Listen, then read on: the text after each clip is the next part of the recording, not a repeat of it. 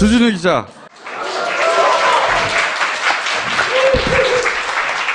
안녕하십니까, 주진우 기자입니다. 책은 몇 등 하고 있어, 책은? 아직도 책은 한 5위 하는 것 같아요. 5위. 네. 자, 책 장사 잠깐 하고. 뭐, 박수 칠 일은 아니잖아, 5위를 했는데.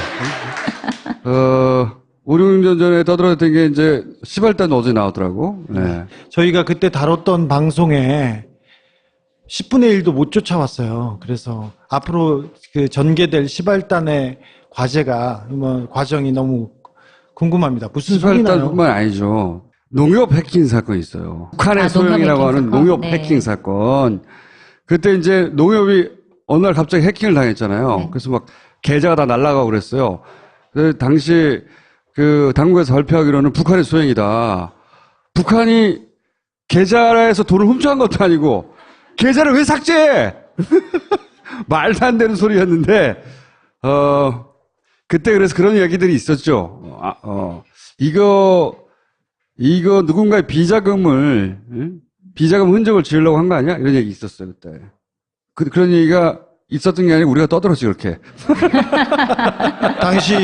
당시 검찰 수사에서 북한이 그 한국의 은행, 농협의 서버를 해킹해서 다운시키고 뭔가를 가져다 갔다고 했는데 농협과 거래하는 모든 사람들의 계좌를 한 명도 손대지 않았다고. 피해 사례가 하나도 나오지 않았다. 돈을 훔쳐간 게 아니고 그 중에 일종 자료를 삭제했어. 그리고는 이게 미친 거지.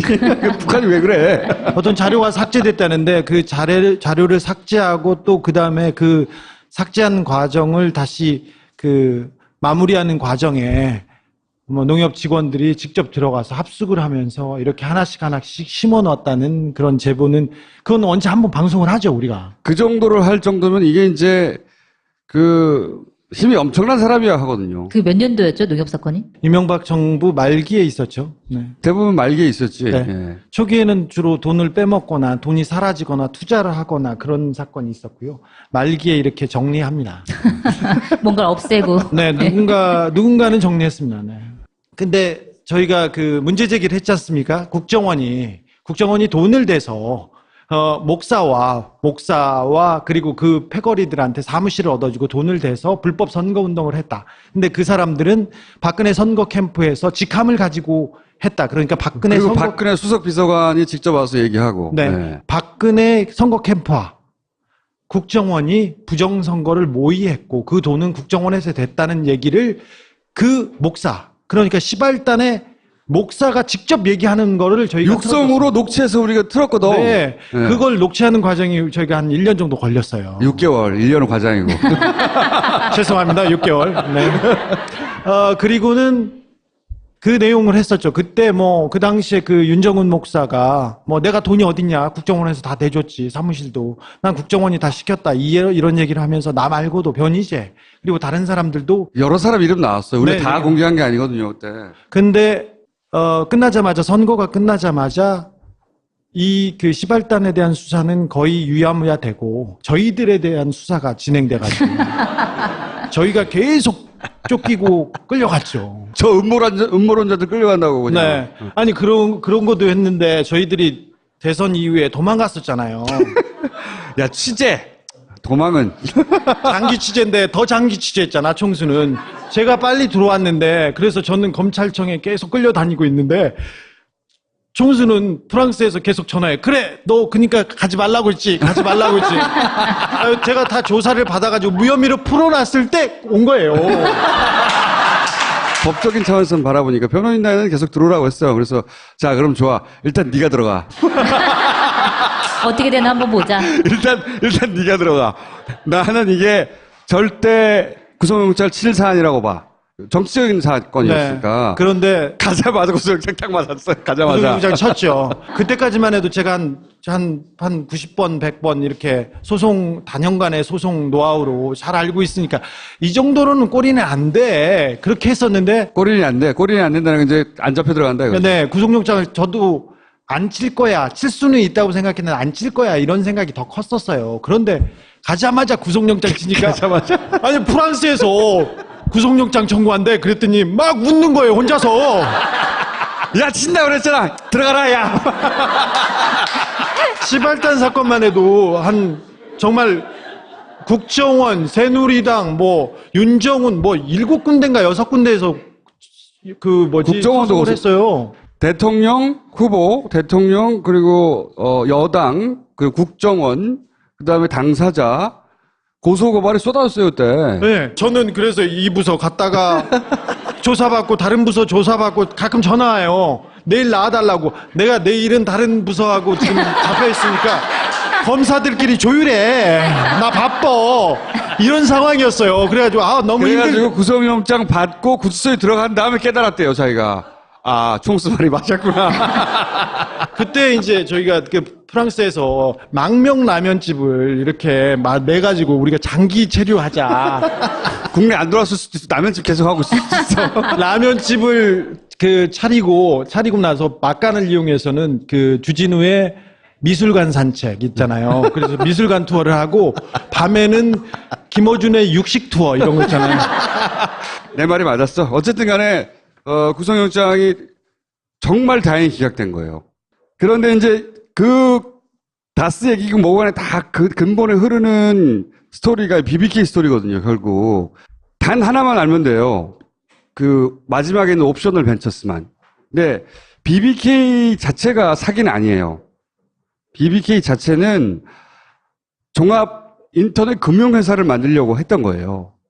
그렇게 하다가 그 과정에서 불법이 드러나고 그래서 허가가 취소돼 버렸어요. 사업이 실패한 거예요. 돈을 썼는데 여기까지는 크게 문제될 게 없어요. 그럴 수도 있죠. 예, 사업을 그럴 수도 하다가. 있어. 네. 그리고 거기서 돈을 여기서 빼고 하는 거는 이게 뭐 사람이 죽고 사는 문제가 아니라 벌금을 내거나 그냥 처벌을 받으면 되는 거예요. 이게 어마어마한 범죄는 아니야. 근데 어마어마한 범죄가 어디서 벌어지냐? 사업을 실패했어요. 금융당국이 허가를 취소해버렸다고. 네. 그래서 원대하게 그렸던 종합 인터넷 금융회사의 사업이라는 게 실패하고 딱 끝나버렸으면 아무 문제가 없었을, 아마도. 사건인데, 이 돈이 너무 아까운 거예요. 그래서 무슨 짓을 하느냐. 옵셔널 벤처스라는 게 무슨 엄청난 회사 같잖아요, 이름이. 멋진. 광은 창투라고, 그, 광주은행의 계열 창투사가 있었어요. 코스닥에 상장된 회사인데 거의 상장 폐지되기 직전에 있는 껍데기 회사예요. 그러니까 주가가 이제 떨어져, 조가가 거의 휴지에 가까운 그런 회사였단 말이에요. 이걸 사요. 이걸 산 다음에 뭘 하느냐. 그때가 IMF 직후거든요. 외국인들이 이 회사에 투자한다. 그럼 이 회사의 가치가 엄청나게 커 보이던 시절이에요. 그때만 해도 IMF 시절에는 1달러를 주면 설렁탕을 한 그릇씩 줬어요. 그때는 외국인이 돈을 가져오기만 하면 그게 굉장히 큰 가치가 되는 회사여서. 그렇죠. 국내 기업들의 가치는 확 떨어지고 외국 자본이 들어온다 이러면은 이제 크게 쳐주는 때단 말이죠. 그래서 가짜 외국인을 만들어냅니다. 가짜 외국인. 가짜 외국인이 존재하지 않는데 가짜 외국인이 이 주식을 산다고 하는 거야. 이게 BBK 쪽에서 옵셔널 벤처스를 인수하는 거예요. 인수를 한 다음에 이름을 바꾼 거죠. 그리고 나서 이 옵셔널 벤처스 주식을 외국인들이 막 산다고 하는 거예요. 근데 그걸 누가 샀느냐? 이 BBK를 통해 산 거예요. 자기들이. 이름만 외국인 이름으로. 그렇죠. 검은 머리 외국인이고 해외에 있는 펀드를 통해서 사들입니다. 그 해외 펀드의 주인도 결국 이 BBK하고 연결되어 있는 각하라고 의심되는 곳이에요. 그러니까 자기들 돈으로 외국인인 척하면서 이 주식을 막 사요. 전형적인 주가 조작이죠. 국내에서 있던 그 소위 소액 투자자들은 외국인들이 투자한다고 하니까 네. 주가가 막 올라갈 거 아니에요. 그러면 자기들이 원래 사놔왔던 주식이 예를 들어 1,000원이라고 칩시다. 막 올라가서 5,000원이 될 거 아니야. 그럼 일반 그 소액 투자자들이 막 살 때 자기들은 1,000원에 가지고 있던 걸 5,000원에 막 파는 거예요. 사람들 사게 만들어 놓고 자기들은 막 파는 거야. 그 사이에. 그럼 차익이 4,000원이 생기잖아요. 옵셔널 벤처스에 그 돈이 들어오는 거잖아요. 결국은. 그쵸? 자본금으로 들어오는 거죠. 요 자본금을 먹고 튀는 거예요. 누가? 김경준 씨가. 그러니까 BBK 대표였던 김경준 씨를 옵셔널 벤처스의 대표로 만들어 놓은 다음에 주가를 뻥튀기 해가지고 외국인이라고 자기들 돈으로 외국인을 속여가지고 사람들 들어오게 한 다음에 한 5천여 명, 1,000억 대가 들어오게 한 다음에 자기들은 자기 거 막 팔고 그 사이에. 그리고 회사에 들어온 돈들은 싹 들고 튀는 거예요. 그 5천여 명이고 1,000억 대, 뭐 몇천억 대 이렇게 얘기를 하는데 사실 주식 투자라는 게 돈을 넣어서 잃을 수도 있고 오를 수도 있지 않습니까? 그래서 돈이 들어갔다 빠지거나 조금씩 피해를 본 사람들은 다 자발적으로 자기가 샀기 때문에 그 사람들은 피해자에서 뺀 규모가 훨씬 커요. 저희 사무실에 그 정치부 기자 선배가 한 분 계시는데 은행에다가 펀드에다 맡겨놨어. 1억을 맡겨놨는데 몇 개월 지나서 보니까 2천만 원밖에 안 남았더래. 근데 그 은행에서 뭐 했냐 했더니 BBK에 돈을 넣어. 옵셔널에. 옵셔널 벤처스예요. 그런 피해자들은 잡히지도 않은 거예요. 그러니까 옵셔널 벤처스에서 사기쳐서 모은 돈으로 BBK의 투자자들, 이명박 가까운 투자자한테 돌려준다고. 사기를 친 다음에 자기 신용만 챙긴 거예요. 그리고 더 나쁜 것은 그렇게 딱 돈을 맞췄느냐? 아니에요. 이 사기를 쳐서 오히려 자기 사업 실패를 만회하고 나서 더 돈을 벌려고 그랬어. 이 사기로. 악질 중에 악질인 거죠. 그렇게 해놓고 190억 중에 190억이라는 돈이 BBK에 들어갔잖아요. 190억 중에 50억만 돌려주고 140은 안 돌려주고 가는 거예요. 이걸 어떻게 이해하면 되냐면 이렇게 사기쳐서 돈을 380억을 가지고 날랐거든요. 아마도 이 380억을 어떻게 나누느냐를 가지고 둘이 이 협상을 하다가 딜이 깨졌을 거예요, 아마. 그렇게 봐야 돼요. 검찰이 수사 들어왔을 때까지만 해도 김경준과 이명박은 사이가 좋았어요. 거기다가 그 옵셔널 벤처스 그 BBK의 장부 그리고 그 다음에 재무에 대한 권한은 김백준과 이진영이라는 사람이 가지고 있었는데 그 사람은 이명박의 가신들로 이명박 청와대에 들어갔던 사람이에요. 김경준은 그 380억을 가지고 도망갔을 때까지만 해도 이명박이 잠깐 나가 있으라고 해서 자기는 도망갔다 이렇게 주장하고 있습니다. 다스가 처음부터 김경준을 소송한 게 아니에요. 네. 근데 아마 근데 이제 140억을 안 돌려준 이유는 140까지 다 돌려주고 가면 너무 짜고 치는 것도 똑같잖아요.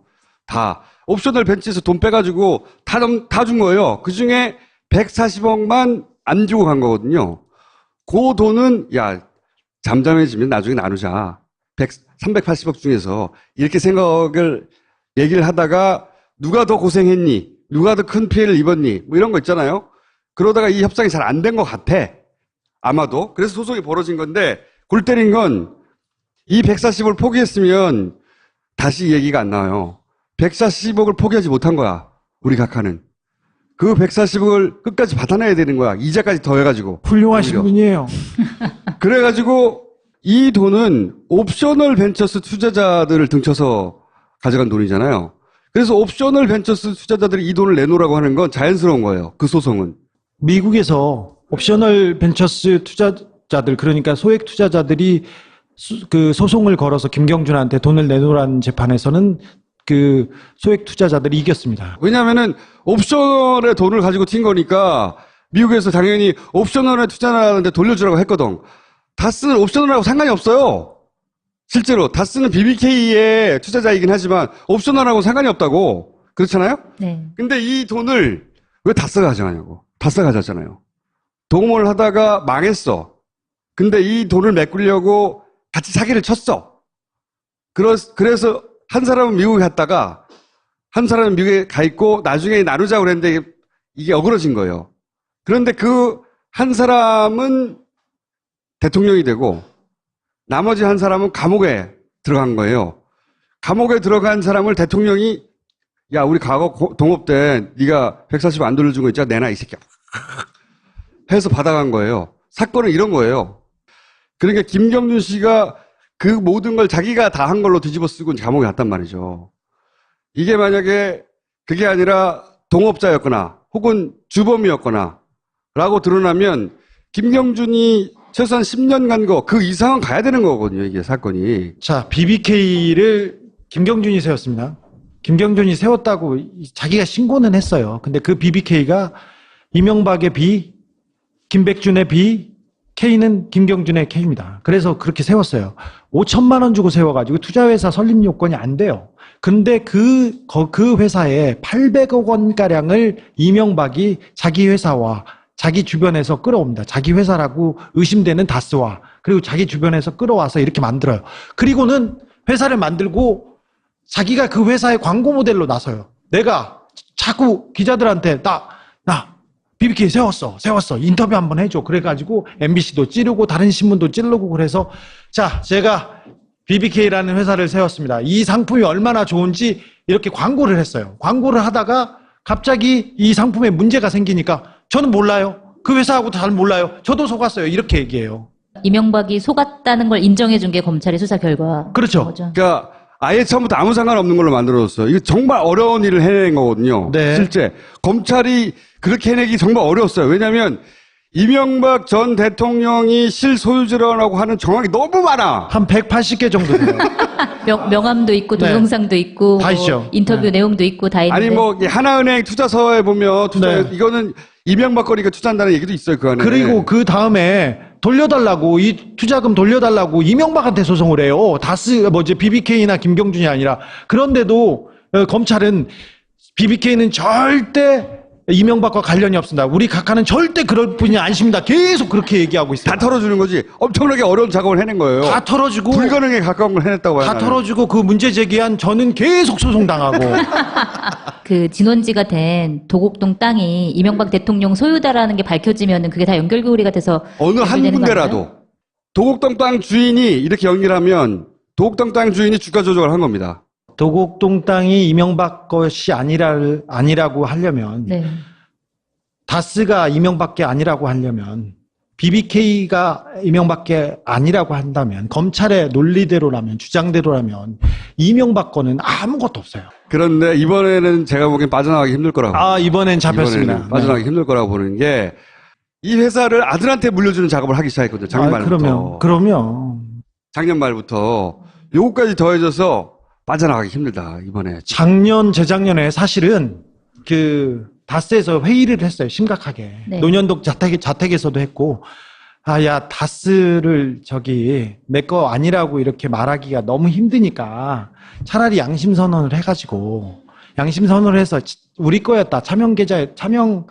차명이었다. 이 얘기를 하자고 회의를 했대요. 그래야 아들한테 물려줄 수 있으니까. 네, 아들한테 그냥 물려주자고. 네. 그렇지 않고는 너무 리스크가 크다고. 근데 그걸 인정해버리면 다 연결돼 있잖아요. 네. 그래도 박근혜 때 끝내야 된다고 해서 그게 문제 제기가 됐대요. 안에서. 그런데 대통령 탄핵과 그리고 이제 정권이 바뀌면서 하다가 타이밍을 놓친 거죠. 이 촛불 집회하고 탄핵 국면이 사실은 우리가 의도하지 않았으나 하는 기간을 만들어내가지고 이명박 각하도 잡을 수 있는 확률이 엄청나게 높여놨어요. 하는 사이에. 지난번에도 말씀드렸다시피 140억에 다스가 140억을 김경준한테 뺏어오기 위해서 청와대하고 검찰하고 외교부가 이렇게 움직였어요. 제가 그 외교부 김재수 총영사가 그 개입했던 회의 문건을 공개했지 않습니까? 그리고 다른 청와대에서 내려보낸 문건을 공개했지 않습니까? 그것이 알고 싶다 해서 그 청와대 민정수석실에서 근무했던 BBK 담당자가, 다스 담당자가 그 서류를 자기가 만들었다고 이미 그 진실을 얘기했어요. 이미 이제 다 드러났어요. 이제 MB가 나오는 일만 남았어요. 그렇게 문서들도 더 있고, 드디어 이제 잡을 날이 다가오고 있다. 너무 기뻐요. 마지막 고비인 것 같아요, 마지막 고비. 네. 왜냐면은 그러니까 전직과 전전직 연속으로 보수가 배출한 대통령이 감옥에 가거나 사법적 처리를 받게 되면 보수는 회복할 수 없는 타격을 받는다 생각하여 자유한국당하고 지금 난리가 났잖아요. 지금 디펜스 하느라고. 거기서 이제 정치적 부담감이 생겨 여당이 얼마나 미칠 수 있을지 모르겠는데, 여당이 어떻게 하든 상관없이, 저하고 주진우하고. 네, 많이 굴려놨습니다. 12월, 1월 생각하시면 됩니다. 포토라인을. 이명박이 포토라인에 서는 거예요.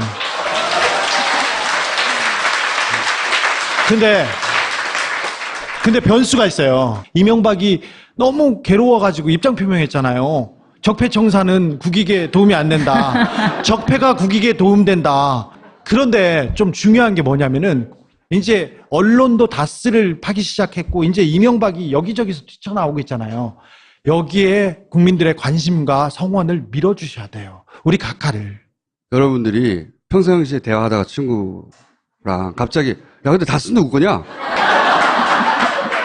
갑자기 어머니 식사하셨어요? 다스 누구 거예요? 친구하고 영화 보다가 그 영화 어땠어? 다스는 누구 거야?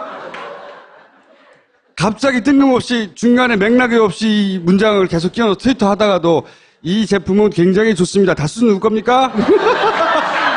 계속 다스는 누구 거냐고 물어야 돼요.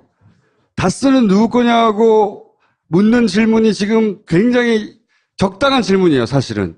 다스가 누구 거냐, 그러니까 이명박 가깝게 아니면 왜 이런 일이 벌어졌죠? 할 정황이 너무나 많이 자꾸 드러나고 있기 때문에 그런 방식으로 도와주시면 됩니다. 가끔 심심하면 자다가 일어나서 검색으로 다스는 누구 겁니까?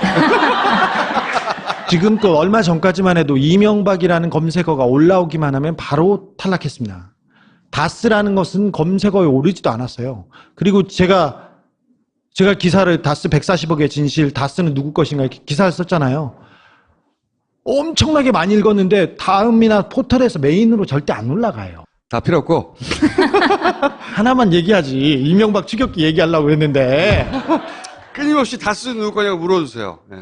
저도 묻고, 주진도 묻고, 미디어들도 물어줘야 하고, 물어줘야 돼요. 끊임없이. 답변하라고. 예. 답변하지 않고는 배길 수 없도록. 혹은 어떤 답변을 하더라도 그 내 겁니다 답변할 일은 없거든요. 예. 무슨 답변을 하더라도 그 꼬리에 꼬리를 물고 재질문을 할 수 있어요. 근데 아무도 그쪽 진영에서 답을 안 하고 있잖아요. 다스는 누구 겁니다. 다스에 대한 얘기는 없어요. 다 뭐 국정원 이거 나하고 상관없다 뭐 그런 얘기만 하지 다스는 누구 건지 아무도 말을 안 해요. 지거거든. 네, 다스에 대한 기사가 스물스물 계속 나올 겁니다. 그러면 저희가 지하에서 열심히 하고 있구나 그 생각하시면 됩니다. 네. 자, 그러면 오늘 여기까지 하고요. 다스 전도사는 가보겠습니다. 네. 다스 믿으세요. 예. 어머님, 아버님, 약 드셔야죠. 우리 이제 약 안 먹는다. 예? 왜요? 우리 그 두배보낭칠 먹잖니. 당신 어제 밤늦게까지 술 드셨죠? 괜찮아요? 나 두배보낭칠 먹잖아. 예. 너 얼굴에 맛동산 다 어디 갔어? 몰라? 2배 보낭칠 먹었더니 없어졌네. 나 빼고 다 먹는구나. 진짜 보낭칠? 2배 보낭칠과 만나보세요. 스스로 만들어가는 웹 내 사이트는 여기에 디자인부터 제작까지 가능해 바로 여기에 어렵지 않지 웹 디자인 웹 내가 만드는 반응형 웹사이트 쇼핑의 글로벌 버전까지 아이맵에서 아이맵 시키고 뭔가를 가졌다 갔다고 했는데 농협과 거래하는 모든 사람들의 계좌를 한 명도 손대지 않았다고. 피해 사례가 하나도 나오지 않았다. 돈을 훔쳐간 게 아니고 그 중에 일종 자료를 삭제했어. 그리고는 이게 미친 거지. 북한이 왜 그래? 어떤 자료가 삭제됐다는데 그 자료를 삭제하고 또 그 다음에 그 삭제한 과정을 다시 그 마무리하는 과정에 뭐 농협 직원들이 직접 들어가서 합숙을 하면서 이렇게 하나씩 심어 놨다는 그런 제보는 그건 언제 한번 방송을 하죠, 우리가. 그 정도를 할 정도면 이게 이제 그 힘이 엄청난 사람이야 하거든요. 그 몇 년도였죠, 농협 사건이? 이명박 정부 말기에 있었죠. 네. 대부분 말기에 있었지. 네. 예. 초기에는 주로 돈을 빼먹거나 돈이 사라지거나 투자를 하거나 그런 사건이 있었고요. 말기에 이렇게 정리합니다. 뭔가를 없애고. 네, 누군가는 정리했습니다. 네. 근데 저희가 그 문제 제기를 했지 않습니까? 국정원이 돈을 대서 목사와 그리고 그 패거리들한테 사무실을 얻어주고 돈을 대서 불법 선거 운동을 했다. 근데 그 사람들은 박근혜 선거 캠프에서 직함을 가지고 했다. 그러니까 박근혜 수석 비서관이 직접 와서 얘기하고. 네. 네. 박근혜 선거 캠프와 국정원이 부정선거를 모의했고 그 돈은 국정원에서 됐다는 얘기를 주진우 기자.